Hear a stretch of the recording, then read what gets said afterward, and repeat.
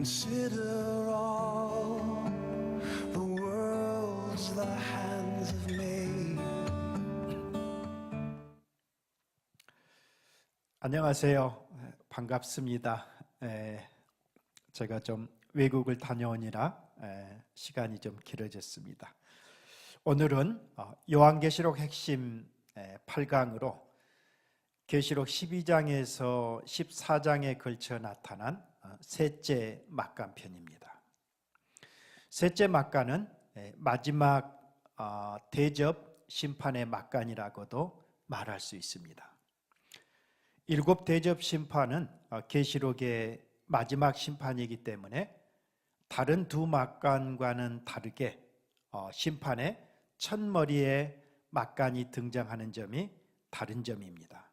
그 이유는 하나님의 진노의 일곱 대접 심판이 끝나면 세상은 더 이상 기회가 없기 때문에 그 심판의 첫머리에 나오는 것이 12장부터 14장에 걸친 막간인 것입니다.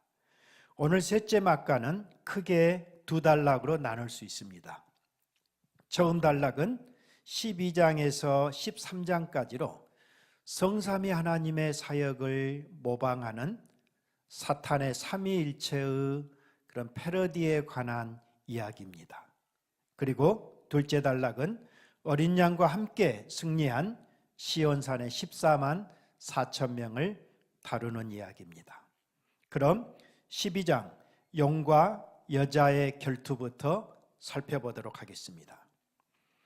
12장이 중요한 이유는 교회와 사탄의 적대 관계를 여자와 용의 대립 관계를 통해서 상징적으로 묘사하고 있기 때문입니다.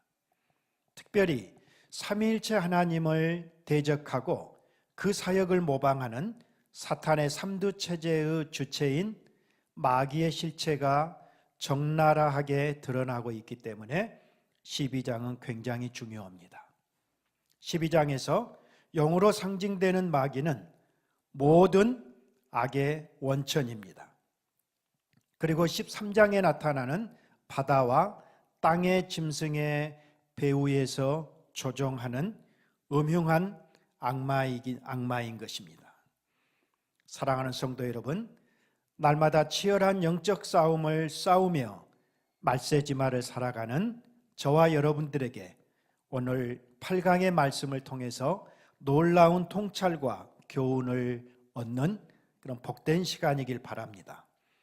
우리가 12장을 묵상하거나 설교할 때 주목해야 될 세 가지는 용과 여자와 그리고 그 여자가 낳은 아들에 대한 정체입니다. 과연 이 세 사람의 정체가 누구인가? 이것은 오늘 셋째 막간의 핵심 주제이기도 하면서 계시록과 신구약 성경 전체의 주제이기도 하기 때문입니다. 그러면 먼저 12장 1, 2절을 통해서 먼저 이 여자가 누구인가부터 여자의 정체를 살펴보도록 하겠습니다. 12장 1, 2절 말씀을 보겠습니다. 하늘에 큰 이적이 보이니 해를 옷 입은 한 여자가 있는데 그 발 아래는 달이 있고 그 머리에는 12별의 관을 썼더라. 이 여자가 아이를 베어 해산하게 되매 아파서 애를 쓰며 부르짖더라. 이렇게 기록되어 있습니다. 굉장히 모호한 여인이 등장하고 있습니다. 해를 옷으로 입고 달을 발로 딛고 머리에 12별의 관을 쓴 이 찬란한 영광을 소지한 이 천상의 여인은 누구일까? 우리는 한눈에 창세기 37장에 요셉의 꿈을 배경으로 하는 찬란한 영광의 소유자라는 것을 우리는 알 수 있습니다. 과연 이 천상의 영광스러운 여인은 누구를 의미하는 것일까? 여기에 대해서 로마 가톨릭의 주석가들은 이 천상의 여자는 예수님의 어머니 마리아를 상징한다 그렇게 말하는데 별로 근거가 없습니다. 그리고 일부 세대주의 주석가들은 창세기 37장의 요셉의 꿈에 근거해서 해와 달과 별이 야곱과 그의 아내와 이스라엘의 11지파를 대표한다는 그런 구약의 선례에 근거해서 이스라엘이나 지상의 유대인 신자들을 지칭한다고 말합니다.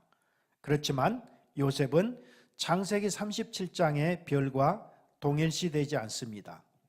따라서 이 천상의 여인은 오늘 요한계시록 12장의 근거에서 살펴볼 때 5절에서 그녀가 아들 메시아를 낳습니다. 그리고 6절과 14절을 보면 그녀가 광야에서 하나님의 보호를 받고 하나님의 양육을 받습니다. 그리고 17절에서 그 여자의 남은 자손들이 하나님의 계명을 지키며 예수의 증거를 가진 자들이다, 그렇게 묘사되고 있습니다. 그러므로 오늘 이 천상의 여인은 신약교회의 어머니인 구약의 신실한 하나님의 백성들이고 동시에 그 여자의 남은 자손인 신약교회를 의미한다고 우리는 정의할 수 있겠습니다. 유명한 G.K. 빌 박사님도 12장의 여자는 그리스도의 초림 이전과 이후 모든 시대에 살던 하나님의 신구약 백성 전체를 포함한다, 그렇게 말하고 있습니다. 그렇다면 두 번째, 용의 정체를 한번 살펴봅시다. 오늘 12장 3, 4절 말씀을 보면요, 하늘에 또 다른 이적이 보이니 보라, 한 큰 붉은 용이 있어 머리가 7이요 뿔이 10이라. 그 여러 머리에 7 왕관이 있는데 그 꼬리가 하늘의 별 3분의 1을 끌어다가 땅에 던지더라. 용이 해산하려는 여자 앞에서 그가 해산하면 그 아이를 삼키고자 하더라, 그렇게 기록되어 있습니다. 네. 여기에 큰 붉은 용을 요한이 보게 되는데요, 이 용이 7머리와 10뿔을 가지고 있는데 각 머리에는 7 왕관을 썼더라, 그렇게 기록되어 있습니다. 이는 우리는 금방 다니엘서 7장에 나타난 네 번째 짐승을 배경으로 한다는 것을 알 수 있습니다. 그런데 여기 9절에 보면 큰 용이 내쫓기니 옛뱀이요 마귀요 사탄이다. 그는 온 천하를 꿰는 자다, 그렇게 요한은 주석을 달고 있습니다. 하늘의 전쟁에서 패한 후에 땅으로 쫓겨난 이 용은 옛뱀이고 마귀고 사탄이라는, 그리고 온 천하를 꿰는 그런 속임수와 거짓의 아비다, 그렇게 성경은 정의하고 있습니다. 용은 단지 다니엘서 7장의 악한 나라들을 대표하는 우두머리일 뿐만 아니라 그는 13장에 앞으로 나타날 바다와 땅의 짐승들을 하수인으로 삼아서 하나님의 백성들을 박해하는 사탄의 나라의 주동자, 왕인 마귀다, 그렇게 해석할 수 있습니다. 마귀는 어린 양의 7뿔을 가지고 있듯이 자기도 7머리와 10뿔과 7 왕관을 쓰고 어설프게 그리스도의 왕직을 흉내내고 있습니다.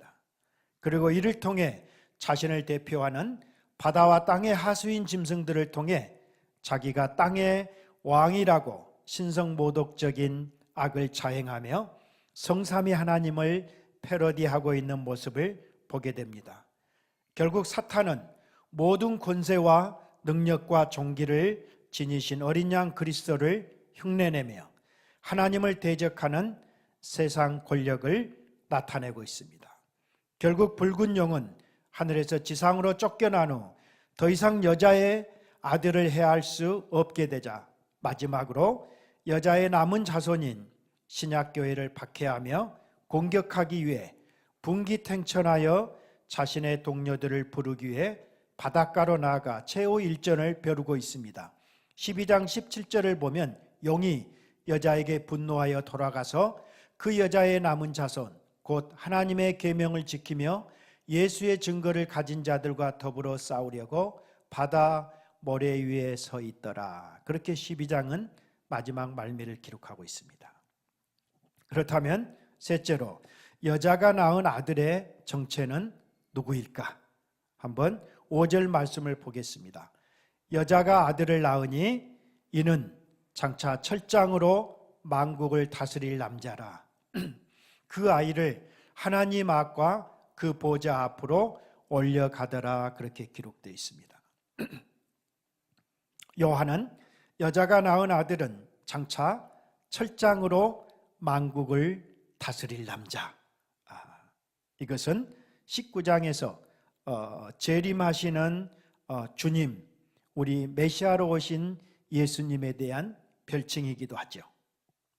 그리고 그 아이가 하나님 앞과 그 보좌 앞으로 올라가는 승천 사건만을 오늘 계시록에서는 단순하게 묘사하고 있습니다. 이것은 부활하신 예수님의 승기 사건만을 묘사하고 있는데요. 메시아의 성육신, 순환, 대속, 그리고 부활 사건 모두를 대표하는 그리스도의 전생애에 대한 함축적인 묘사다. 우리는 그렇게 해석할 수 있겠습니다. 이제 사탄이 하늘에서 추방되자 10절에서는 우리 하나님의 구원과 능력과 나라와 그의 그리스도의 권세가 나타나셨다는 위대한 승리의 창가가 하늘에서 울려 퍼지기 시작합니다. 이는 그리스도의 죽음과 부활 사역을 통한 하나님의 승리요, 성도들의 승리인 것입니다. 이제 옛뱀이요 마귀 사탄은 아들 메시아와 여자에 대한 공격이 실패로 끝나자 마지막으로 그 여자의 남은 자손인 교회를 공격하기 위해서 영으로 변신하고 있다는 것이 우리가 조금 전에 읽었던 17절의 말씀이었습니다. 이 서신을 받는 로마 교회뿐만 아니라 온 시대를 망라한 하나님의 교회는 수단 방법을 가리지 않고 악한 계계로 저와 여러분을 넘어뜨리려는 사탄의 세력이 저와 여러분의 모든 싸움의 그 영적 싸움의 배후에 있음을 우리는 꼭 기억해야 할 것입니다. 그래서 우리는 매일의 영적 싸움에서 이기기 위해서 깨어 있어야 합니다. 우리는 이 세상을 통해서 우리의 자아와 육신을 통해서 끊임없이 우리를 공격하는 이 사탄의 정체에 대한 깨어 있음이 우리들의 삶 속에 있어야 합니다. 그래서 이 세상에 있는 모든 것이 육신의 정욕과 안목의 조령, 그리고 이 세계의 자랑을 통해서 사탄이 저와 여러분을 공격하고 있기 때문에, 그리고 이 모든 것은 세상에 속한 것이고 아버지께로부터 오는 것이 아니기 때문에 우리는 오직 어린 양의 보혈에 의지해서 때를 얻든지 못 얻든지 복음을 증거함으로 매일의 영적 싸움에서 승리해야 하는 저와 여러분들이 될 수 있기를 바랍니다. 이제 13장에 나타난 바다와 땅에서 올라온 짐승들을 한번 살펴보겠습니다. 13장의 두 짐승의 이야기는 12장 마지막에 분기탱천한 바닷가에 용의 분노와 연결되어 있습니다. 용이 바닷가 백사장에 서 있는 것은 최후의 전쟁을 치를 동역자들을 부르기 위한 것이었습니다. 오늘 13장은 크게 두 단락으로 나눌 수 있습니다. 전반 1절에서 10절에서는 바다에서 올라온 짐승을 소개하고 있습니다. 그리고 후반부 11절에서 18절까지는 그 땅에서 올라온 짐승을 소개하고 있습니다. 13장에 나타난 두 짐승은 12장의 용과 더불어서 사탄의 삼두체제다. 우리는 그렇게 부를 수 있겠습니다. 이들은 거룩한 삼위일체를 철저하게 모방해서 성도들을 미혹하고 핍박합니다. 바다의 짐승은 교회를 핍박하는 세상 권력을 대표하는 적그리스도로 당시 로마 제국을 상징합니다. 그리고 땅의 짐승은 황제 숭배를 조장하는 사탄의 우상 종교로 모든 어용 선지자들, 거짓 선지자들을 상징하고 있습니다. 그러면 13장 1절 10절에 나타난 바다의 짐승, 그 당시에는 로마 제국이라는 그런 절대 권력 적그리스도를 한번 생각해 보겠습니다. 1, 2절을 보겠습니다. 내가 보니 바다에서 한 짐승이 나오는데 뿔이 10이요 머리가 7이라. 그 뿔에는 10왕관이 있고 그 머리들에는 신성모독하는 이름들이 있더라. 내가 본 짐승은 표범과 비슷하고 그 발은 곰의 발 같고 그 입은 사자의 입 같은데 용이 자기의 능력과 보좌와 큰 권세를 그에게 바다 짐승에게 주었더라. 그렇게 기록되어 있습니다.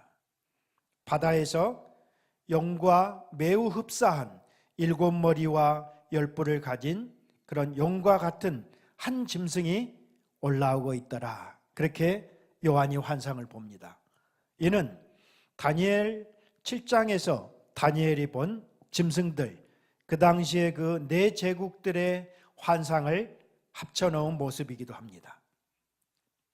특별히 10개의 뿔은 다니엘서 7장에서도 네 짐승, 네 번째 짐승, 네 짐승 중에서도 가장 강력한 힘을 가진 네 번째 짐승인 로마와 동일한 모습인 것입니다.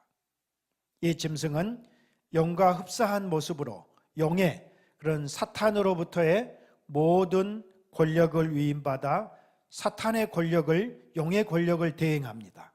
이는 교회 밖에서 교회를 억압하고 핍박하는 세상 권력, 즉 바벨론으로 상징되는 로마 제국을 지칭하고 있습니다.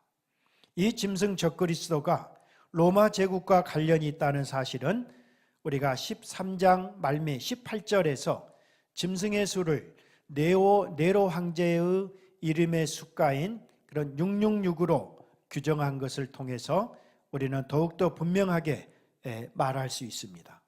3, 4절에서는 죽게 되었다가 살아난 이 바다 짐승의 이야기는 그리스도의 죽음과 부활을 흉내내고 있습니다. 즉 짐승의 치명적인 상처와 회복은 그리스도의 죽음과 부활을 아주 그럴듯하게 패러디하고 있습니다. 이 바다 짐승은 용 사탄으로부터 권세를 받아서 사람들로 하여금 용을 경배하고 용을 섬기게 하는 역할을 감당합니다. 그리고 5절에 10절에 보면 바다 짐승은 42달 동안 하나님을 비방하고 모독하고 성도들을 죽이며 만국을 다스리는 권세를 부여받습니다. 42달 동안입니다. 우리는 13장의 주제가 짐승의 박해와 승리가 아니라 하나님의 능력과 주권이라는 사실을 우리는 인식해야 합니다. 사탄과 짐승은 42달이라는 42개월이라는 하나님이 허용하시는 범위 안에서만 사탄적 활동이 가능한 것입니다.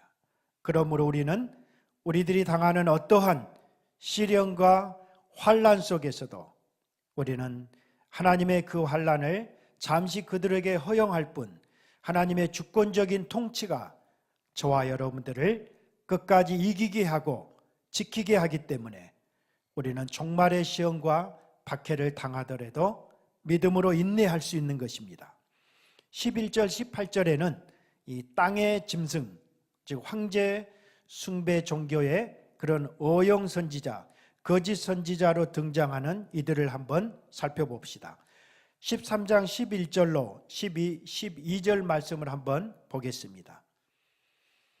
내가 보매 또 다른 짐승이 땅에서 올라오니 어린 양같이 두 뿔이 있고 용처럼 말을 하더라. 그가 먼저 나온 짐승의 모든 권세를 그 앞에서 행하고 땅과 땅에 사는 자들을 처음 짐승에게 경배하게 하니 곧 죽게 되었던 상처가 나은 자더라. 그렇게 기록되어 있습니다.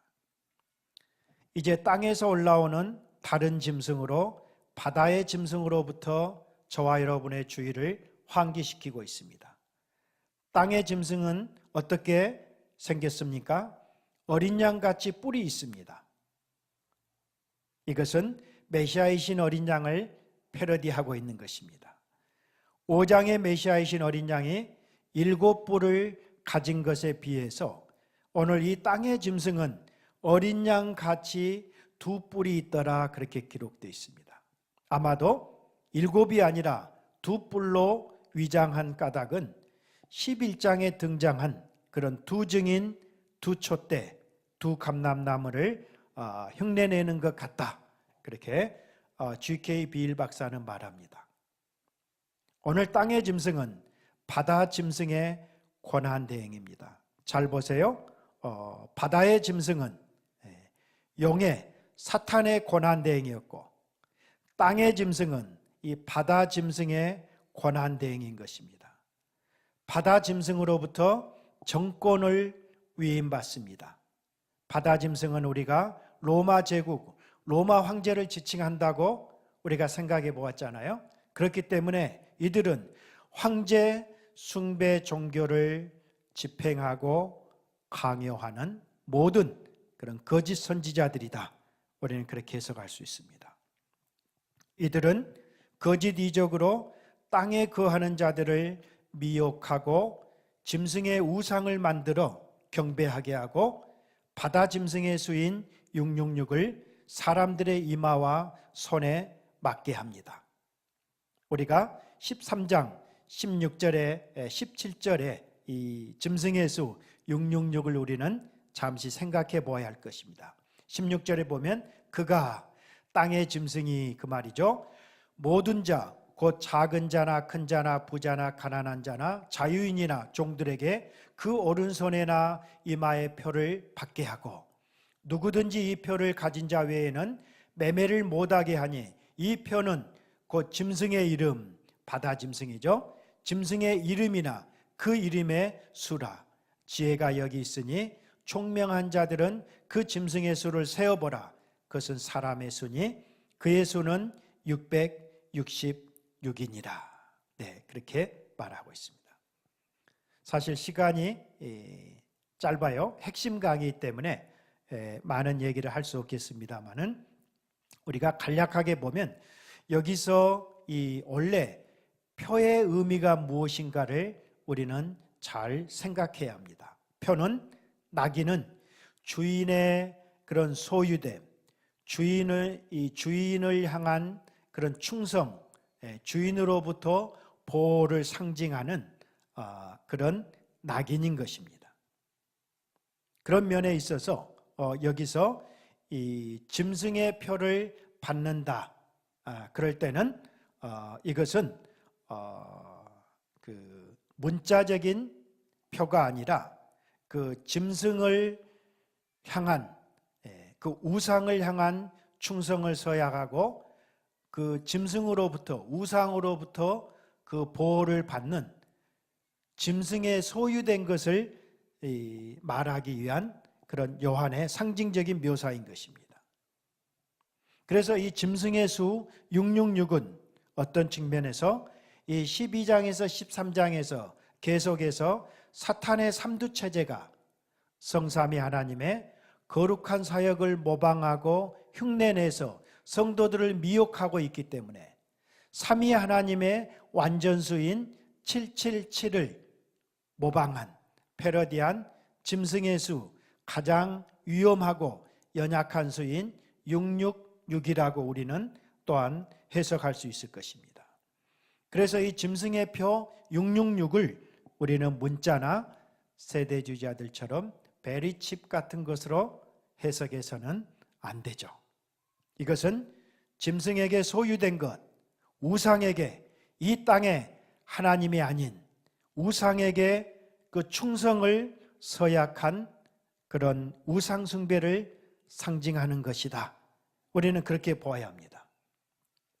13장에서 짐승의 수나 그 이름인 666을 대할 때 저와 여러분은 문자가 아니라 악한 짐승의 그런 사악한 마귀적 본질과 속성을 우리는 파악하는 것이 더 중요한 것입니다. 다른 말로 종말의 성도들의 인격과 삶을 좀먹는 모든 그런 세속적이고 세상적인 타락한 것들, 그리고 잘못된 이단적 가르침들, 사탄적 요소들, 이런 모든 신비주의와 그런 인본주의, 이 세속적 이 가르침들은 모두 666으로 우리가 간주할 수 있습니다. 우리 성도들의 진정한 삶의 목표는 예수 그리스도를 닮는 거룩한 삶입니다. 그래서 사탄은 어떻게든 성삼위 하나님을 패러디해서 광명한 천사로 저와 여러분에게 접근해서 우리가 그리스도의 거룩한 신성의 속성에 그분을 닮아가는 것을 방해해서 사탄적 그런 이 세속적 이 육신의 사람으로 우리가 무너지도록 떨어지도록 끊임없이 우리에게 다가오는 자들인 것을 우리는 명심해야 합니다. 용은 성부 하나님을 패러디합니다. 용은 모든 나라와 권세와 영광을 바다 짐승에게 줌을 통해서 성부 하나님을 패러디합니다. 마치 하나님이 아들에게, 인자에게 모든 나라와 권세를 주는 것과 같습니다. 제가 잠깐 그림으로 여러분들에게 한번 설명하는 게 더 좋을 것 같습니다. 우리는 어떻게 12장과 13장에서 이 용의 삼두체제가, 사탄의 삼두체제가 성삼위 하나님을 패러디하고 있는가를 간략하게 살펴보면, 우리가 이 성부 하나님, 성자 예수님, 그리고 성령 하나님을 우리가 그려본다면, 여기 사탄은 어떤 식으로 나타나냐면요, 매우 흡사하게 등장하고 있습니다. 먼저 가장 용으로 나타난 사탄, 그리고 바다 짐승으로 상징되는 로마, 그리고 땅의 짐승으로 나타나는 그런 거짓 선지자. 어떻게 패러디하고 있어요? 성부께서 성자에게, 인자에게 모든 나라와 권세와 영광을 주었던 것처럼 이 용도, 사탄도 바다의 짐승에게 그것을 주고 있는 것입니다. 그래서 철저하게 용은 성부 하나님을 패러디하고 있습니다. 모방하고 있는 것입니다. 그리고 이 바다의 짐승은 거의 죽었다가 살아난 사건을 통해서 땅에 있는 자들을 미혹하잖아요. 바로 그것은 성자 그리스도의 죽음과 부활을 패러디해서 이 땅의 모든 성도들을 미혹하는 것입니다. 그리고 놀라운 것은 모든 그리스도의 그런 구속의 사역을 성령께서 이 땅에 오셔서 저와 여러분들을 중생케 하고 생명을 주셔서 이 성부와 성자의 사역을 믿게 하는 것이잖아요. 그런 측면에서 이 땅의 짐승도 이적을 행해서 그 짐승의 우상에게 절을 하고 그 짐승의 우상에게 생기를 불어넣어서 땅의 그런 성도들을, 땅의 사람들을 미혹하는, 이것은 그대로 이 땅의 짐승은, 거짓 선지자는 성령을 모방하고 있다는 것을 알 수 있습니다. 그래서 완전수인 하나님의 수인 성부 하나님의 7과 성자의 7과 이 성령의 수, 오직 하나님만이 777이라는 완전수를 가지고 있습니다. 그런데 이 사탄도 아주 교묘하게 666이라는 이 숫자를 통해서 바로 이 마치 그들이 이 땅의 왕인 것처럼, 땅의 그런 지도자인 것처럼 그들을 가장해서 저와 여러분에게 접근한 것입니다. 그렇다고 한다면 이제 12장 13장을 통해서 모든 영적 싸움의 배후에는 악한 자의 세력이 숨어 있다는 것을 깨닫게 하면서 이제 14장은 어떻게 전개되는가 한번 살펴봅시다. 14장은 시온산의 14만 4천, 즉 하나님의 구원받은 백성들을 묘사하고 있습니다. 이제 14장의 장면은 갑자기 용과 괴물과 싸우는 어두운 전쟁터에서 피리를 불며 양떼를 몰고 가는 그런 목가적인 풍경으로 저와 여러분을 인도하고 있습니다. 14장 1절을 보면 또 내가 보니 보라 어린 양이 시온산에 섰고 그와 함께 14만 4천이 서 있는데 그들의 이마에는 어린 양의 이름과 그 아버지의 이름을 쓴 것이 있더라. 그렇게 기록되어 있습니다. 이제 사탄의 삼두체제의 맹공 속에서도 14장은 어린 양과 그의 백성들이 승리한 모습을 그리고 있습니다. 마지막 셋째 막간은 우리가 14장은 크게 세 단락으로 나눌 수 있습니다. 1절에서 5절까지는 구원받은 14만 4천의 8가지 특성을 묘사하고요. 그리고 둘째 단락인 6절에서 13절까지는 새 천사를 통해 만국에 선포될 영원한 복음의 성격을 진술하고 있습니다.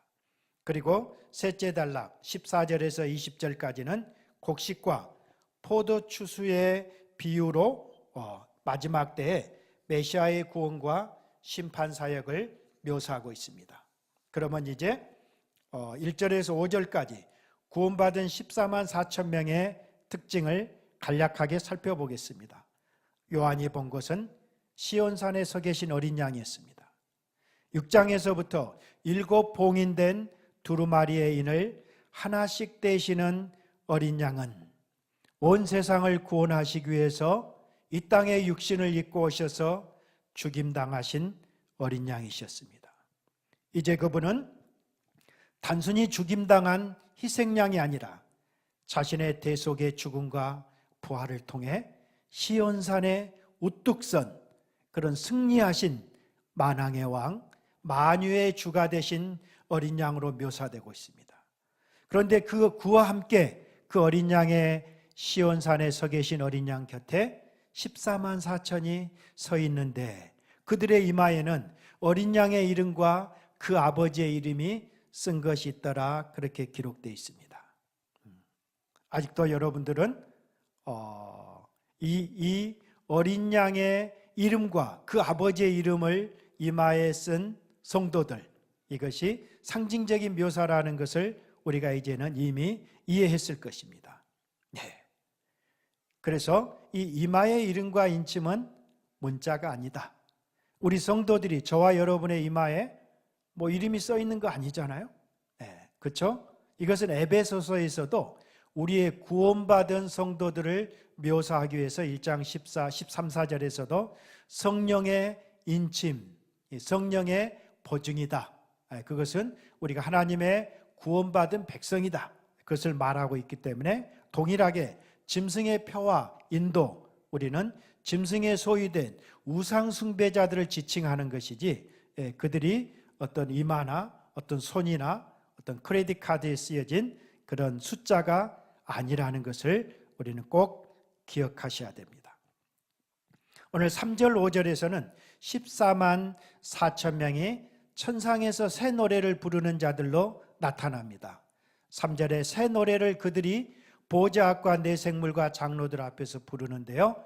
그들은 땅에서 속량함을 받은 14만 4천이다. 그렇게 말하고 있어요. 그리고 4절에서는 이 사람들은 여자와 더불어 이 세상의 그런 이 여자들과 더불어 더럽히지 아니한 순결한 자들이다. 그리고 어린 양이 어디로 인도하든지 따라가는 선한 목자의 양들이고, 그리고 사랑 가운데서 이미 속량함을 받은 처음 읽은 부활의 열매다. 그렇게 말합니다. 그리고 이들은 하나님과 어린 양에게 속한 자들이고 그 입에 거짓말이 없고 흠이 없는 자들이다. 그렇게 묘사하고 있습니다. 우리는 7장에서 이미 14만 4천을 살펴보았습니다. 이들은 구약을 대표하는 이스라엘의 12지파와 신약을 대표하는 12지파, 12 곱하기 14는 12 곱하기 12는 144죠. 그리고 많은 수인 천을 곱해서 14만 4천, 즉 살아계신 하나님의 인을 받은 14만 4천은 구원받은 하나님의 백성 전체를 의미한다. 우리는 그렇게 이미 생각해 보았습니다. 그리고 6절에서 13절에는 이 세 천사가 등장하죠. 13절까지는. 그래서 6절, 7절의 첫째 천사는 임박한 심판을 목전에 두고 만국에 전할 영원한 복음을 천사가 선포하고 있어요. 어린 양이 죄인들을 위해서 죽으셨고 그 부활하신 만유를 공의로 통치하시는 어린 양이 이제 임박한 심판의 주로 이 땅에 오실 것이기 때문에 이 땅은 그분의 다시 오심을 준비하기 위해서 회개하고 그 나라를 받아들이라는 그 위대한 하나님 나라의 복음이 바로 첫 번째 천사가 전하는 메시지입니다. 그리고 8절에서 둘째 천사는 그 음행의 결과로 큰 성 바벨론의 멸망을 예고합니다. 그리고 9절에서 11절에 나타난 셋째 천사는 짐승의 표를 받은 자들은 누구든지 하나님의 진노의 잔을 피할 수 없음을 경고하고 12절 13절에서는 그러므로 어떠한 환난 가운데서도 끝까지 인내로 믿음을 지키며 주 안에서 죽은 자들은 복이 있다는 그 위대한 복을 선포하고 있습니다. 시간이 없기 때문에 마지막 14절로 20절에 나타난 알곡추수와 포도추수라는 이중 추수의 비유를 살펴보겠습니다. 14절에서 16절까지는 14절만 보면 또 내가 보니 흰 구름이 있고 구름 위에 인자와 같은 이가 앉으셨는데 그 머리에는 금면류관이 있고 그 손에는 예리한 낫을 가졌더라. 또 다른 천사가 성전으로부터 나와 구름 위에 앉은 이를 향하여 큰 음성으로 외쳐 이르되 당신의 낫을 휘둘러 거두소서 땅의 곡식이 다 익어 거둘 때가 이르렀음이다 하니 구름 위에 앉으신 이가 낫을 땅에 휘두르매 땅의 곡식이 거두어지니라 그렇게 기록되어 있습니다.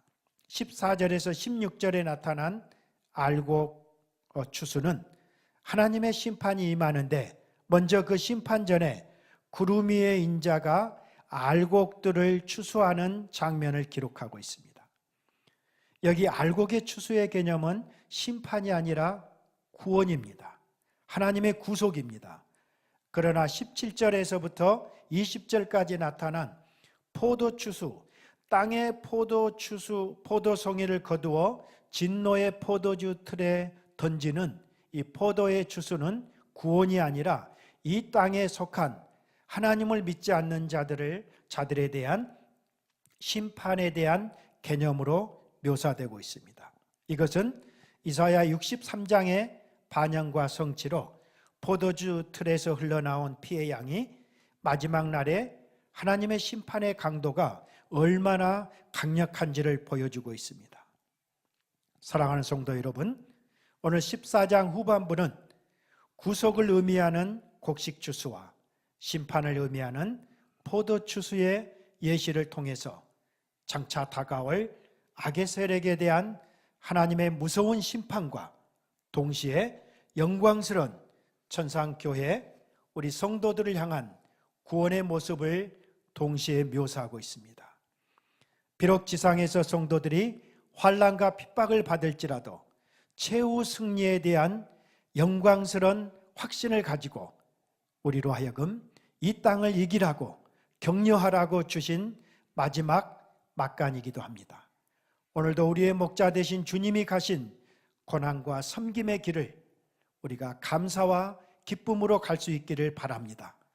셋째 막간을 기록한 목적은 저와 여러분의 순례의 여정 속에 우리를 박해하고 음해하는 사탄의 세력이 항상 도사리고 있다는 것에 대한 강력한 경각심을 깨우기 위해서, 주시기 위해서 저와 여러분에게 주신 것입니다.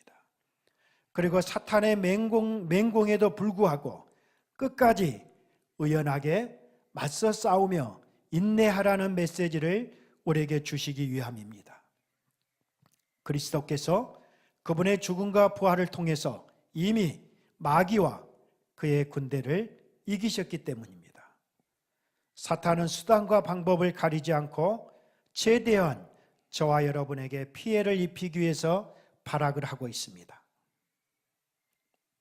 그러나 우리 성도들은 시온산의 어린 양과 함께 우뚝 서 있는 최종적 승리를 이미 보고 확신한 자들입니다. 세상의 모든 악을 척결하고 다시 오시는 재림의 그 영광스러운 날이 밝아오고 있습니다. 그러므로 마귀의 계계를 능히 대적하기 위해서 하나님의 전신갑주를 입고 항상 성령 안에서 무시로 깨어 기도하는 저와 여러분이길 주의 이름으로 축원합니다. 다음 요한계시록 핵심 구강은 15장 16장의 말씀으로 음녀 바벨론의 멸망입니다. 그럼 다음 구강에서 뵙겠습니다. 감사합니다.